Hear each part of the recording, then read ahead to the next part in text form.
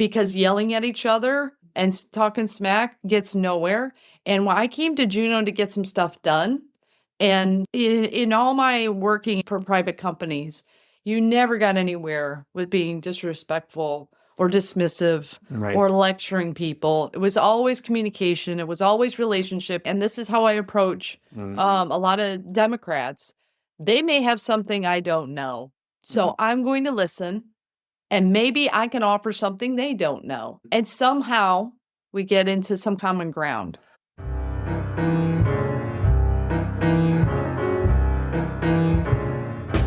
Welcome to the East Anchorage Book Club. I'm your host, Andrew Gray. The purpose of this podcast is to tell the stories of Alaskans of interest and importance.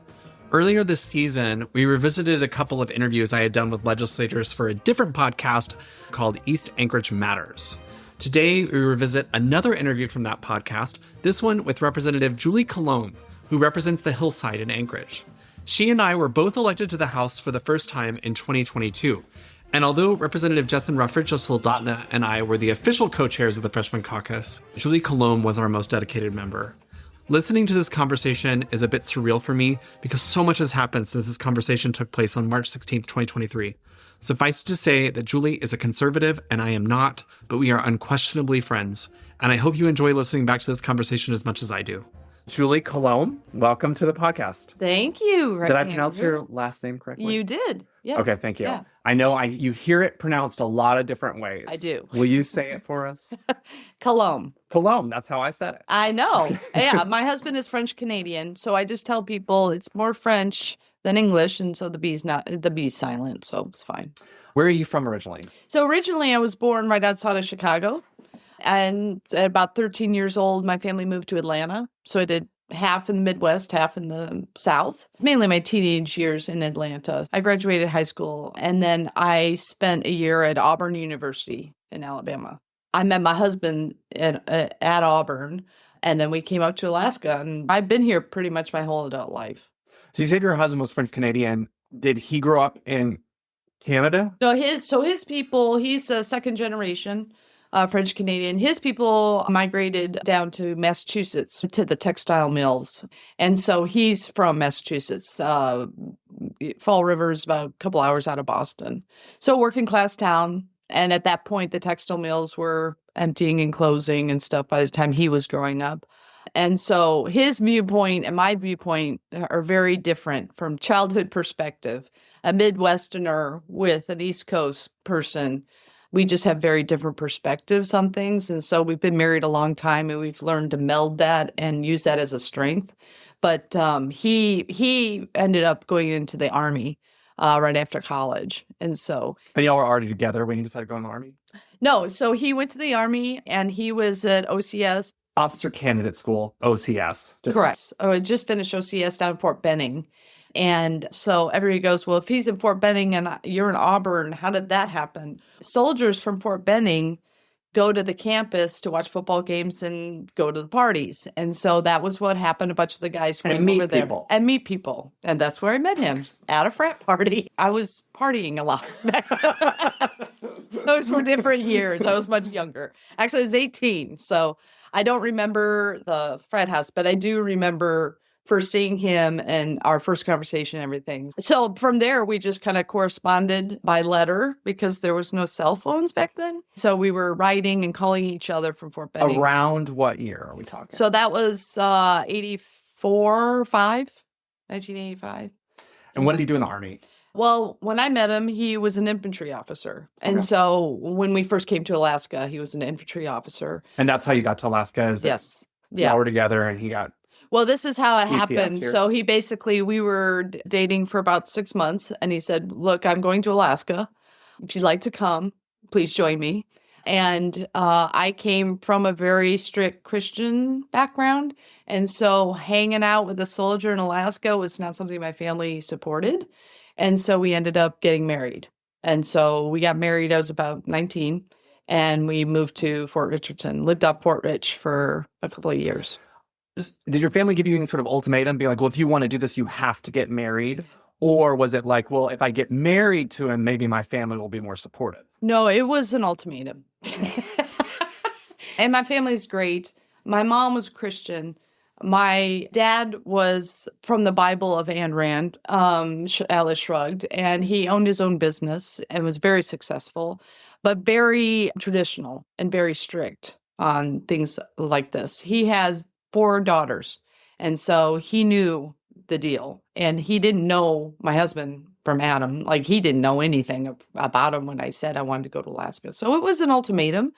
And I think my husband and I just decided, okay, well, if it takes the commitment, then let's make the commitment. And so that's what happened. So I basically did a year in Alabama, got married 2 months later, and came to Alaska and finished my degree at UAA. And you've been in Alaska ever since?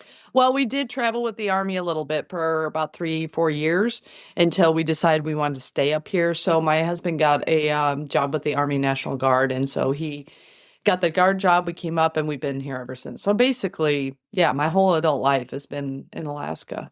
What's your career? Yeah, so when I graduated, it was advertising and marketing, but that was a long time ago. So what happened was I was a marketing director. I bought media for advertising agencies. I was never on the creative end of things. It was more the manager, account manager. But when we started having children, it started getting tougher and tougher. And so I actually, we decided for me to come home and be a stay-at-home mom. And especially with our adopted son, he needed more time and attention.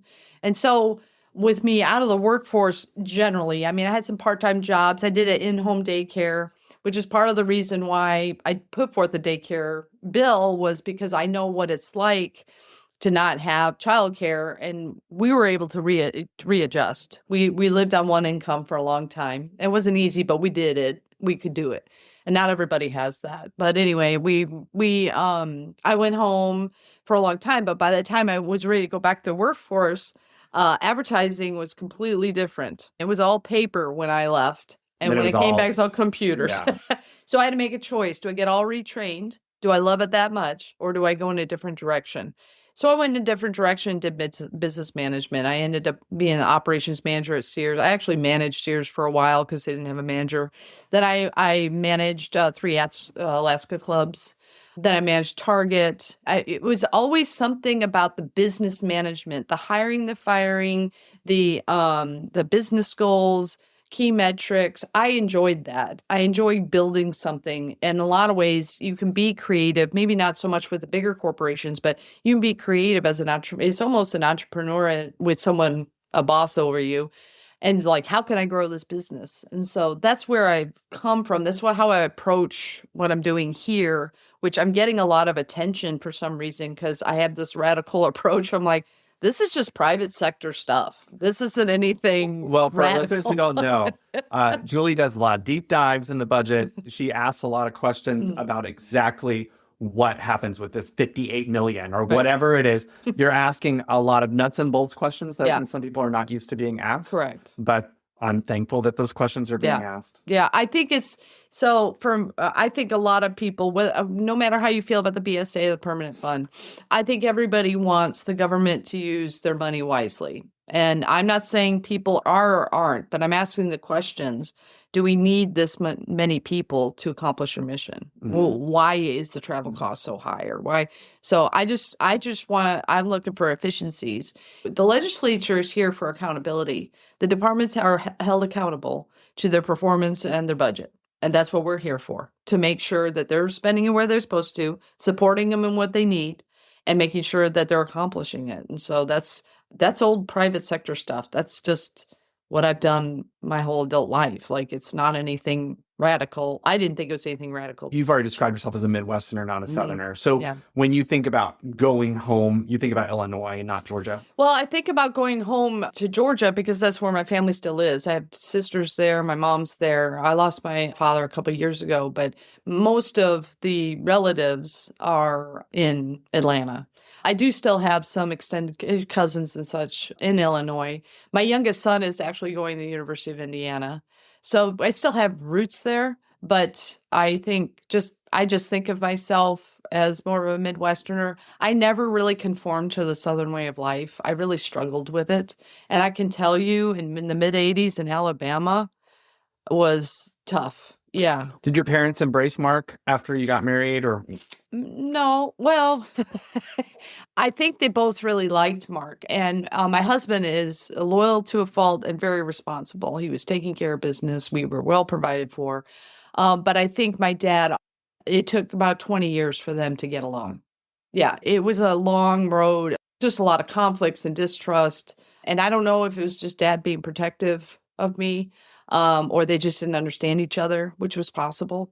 But they ended, towards my dad's later years, they ended to be great friends, and they have a great sense of humor, which was what I love about both of them. They both made me laugh all the time. So it ended well, but it took a long time to adjust. And you mentioned that your husband and you, because you're from these different backgrounds, different parts of the country, have very different outlooks. Can you give an example of like what that means? Show us what that is. So when he was growing up, he still has a Massachusetts accent. Everything was pretty direct and harsh. The conversations with East Coast people can be unnerving, especially for Midwestern people that try to make everybody happy all the time. That's a blanket statement, but we like to get along. We like to do potlucks. And my husband, in a lot of ways, I would want to get to know the neighbors. And he's like, why? Why are we getting to know the neighbors? Well, I want to have people over for a potluck. Why? I don't feel the need to do that. And sometimes when we were rearing the kids, I wanted to be there for every game and every play. But his experience was not like that. Back then, he was a son of a single mom. His mom rarely came to events. He walked back and forth to school. He was very independent. And my family was not that way. And so we had some struggles with that because I felt like he should go. And he didn't feel the need to go. And I would say a lot of people on the East Coast, they like to do things independently. I mean, it can come across as rude or harsh. Yeah. But it's just the way, it's just the culture of where he grew up. It was no big deal for people to yell at each other. And I was mortified the first time he yelled because that was just not a thing we did in our family. So somewhere in between is the healthy thing to do, right? You don't want to be yelling at each other all the time, but sometimes it's okay to have a conflict and, blow it out. We've been married 35 years, so we figured it out. Yeah. How many kids do you have? I have 4. Tell us a little bit about that. Yeah. So my oldest is, he was active duty Air Force. He's now in the reserve. He's going back for his degree at UAA. He has a wife and 2 kids. They're in... So you're grandma? Oh, yeah. I'm a grandma. For sure. And I love it. They're amazing. You want to see my pictures? Sure. How old are your grandkids? They just had birthdays, 8 and 5. They're super cute and I love them. And I love that they stayed in Alaska. So that's great. My daughter is number 2. She is married in Atlanta. She lives in Atlanta. She runs equestrian program and park. She is an equestrian. She's rode her horses since she was 12 years old. And then my third is my son. You guys have heard me talk about him. He was a foster son. And we got William when he was 5, adopted him when he was 6. And so he has trauma issues, FAS issues. And so that's been a long road for us. But he's actually doing really well right now. And he's actually married with 2 children, but I'm not very involved in his children's life. He's 30. And then my youngest is the one who's going to be graduating college this spring from the University of Indiana. He's going for accounting, and I don't see him coming back to Alaska, but he wants to work in Chicago and do the big city thing. So he's going to kind of go back to your original homeland. Yes. He feels very comfortable there. So if you told me that you had 2 kids and then you adopted the third, I would think maybe that you didn't expect the 4th? Or We did not. Let me just say some joy of our life. Because that's always sticky, right? You know, because he's always like, so you didn't know? Yeah, we had 3, and the third one was a handful. Like we were dealing with a lot of stuff that we had never dealt with before. So we were good. And was that a mutual decision, or was that more your decision? Or no, it was mutual. Y'all wanted to foster. Yeah. Yeah, and at the time, I was really active in my church, and I had gone to a retreat, and my husband had always said that he'd like to adopt. It was kind of out there, but we never made a move. I came back from the retreat, and I said, I was praying about it. I think we could bring in another kid, help a kid. And we didn't want to adopt a baby because we knew a lot of couples couldn't have babies, and that was not an issue for us. So I said, well, why don't we get a little bit older one that's harder to adopt? And so it was mutual. It was mutual, but it was tough. And then when I got pregnant with the last one, I think there was an 8 or 10-year time span. So it was definitely a surprise. We both were in shock because we didn't know how we were going to emotionally handle what was happening. But it's been great. I'm so grateful that we had James. But really, when you look back at it, the only one that we actually planned was the adopted one. So you and I knew each other. And I would say out of everyone in the legislature, except for maybe Jamie, I mean, we knew each other because we were at assembly meetings, but we were on very different sides of the aisle. We were. Not necessarily different sides of the room, but well, probably. Sometimes. Yeah, sure. sometimes. But you're part of Save Anchorage. And I was screaming and shouting against Save Anchorage. You and I get along very well. We do. This was, I don't know if it was a surprise. Can you talk about your political activity?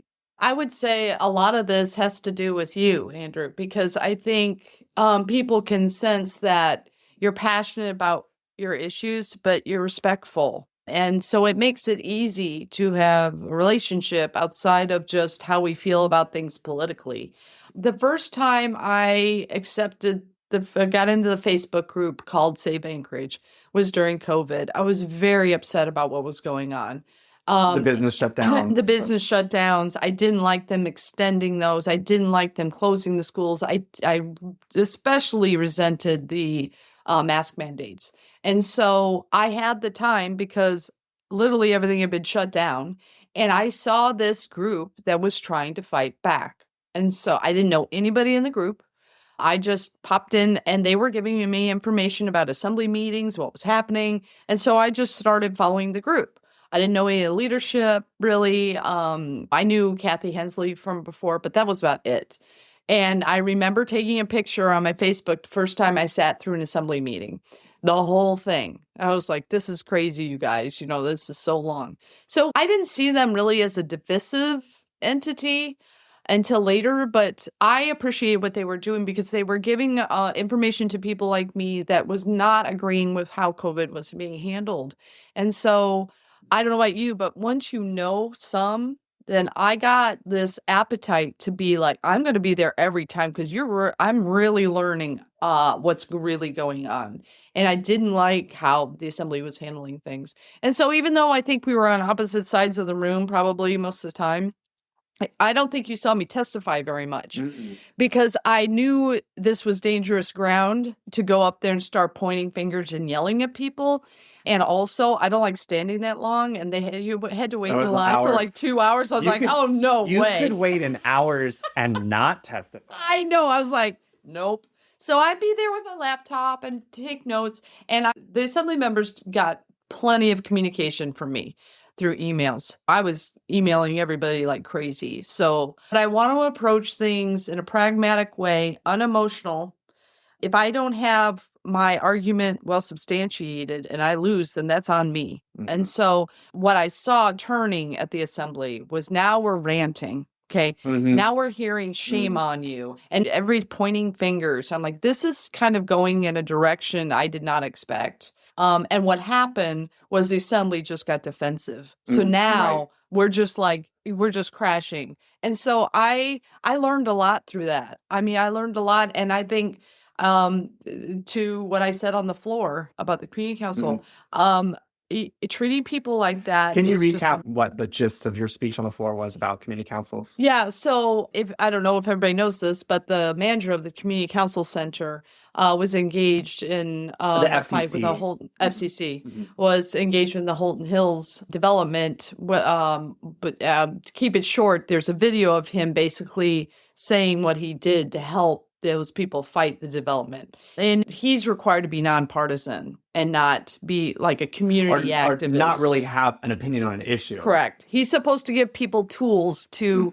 communicate to their legislators or their assemblymen, but he really is not supposed to be taking sides, right? I love the community councils. And I was concerned about that. And so I wrote a letter to the FCC, pretty strongly worded, that he needed to be held accountable, that they need to deal with that.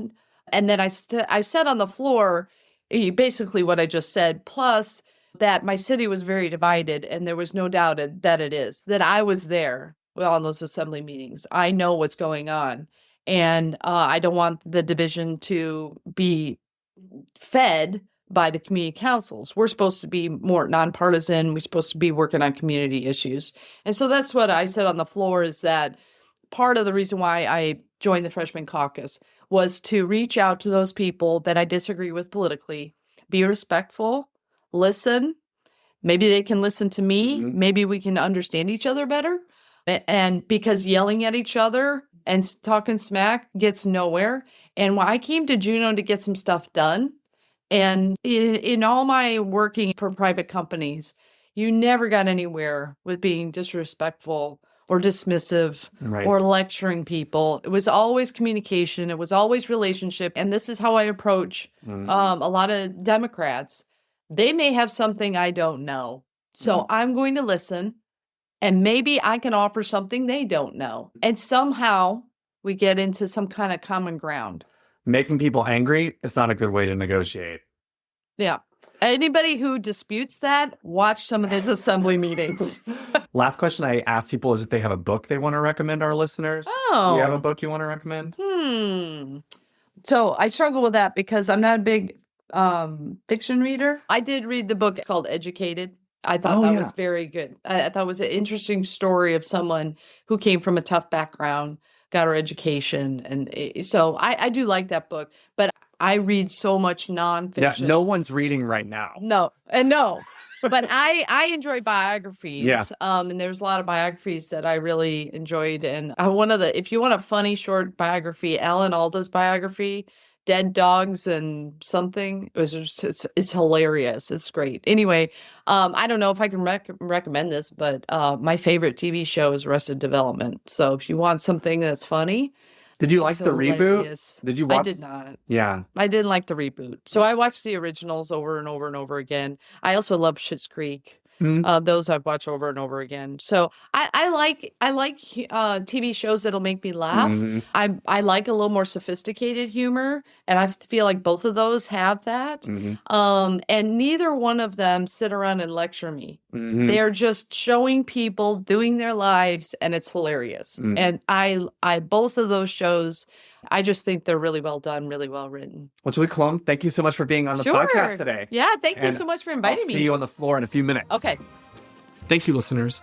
If you like what you heard, please subscribe, rate, and review us. To contact me, email rep.andrew.gray@akelec.gov or call 907-269-0123.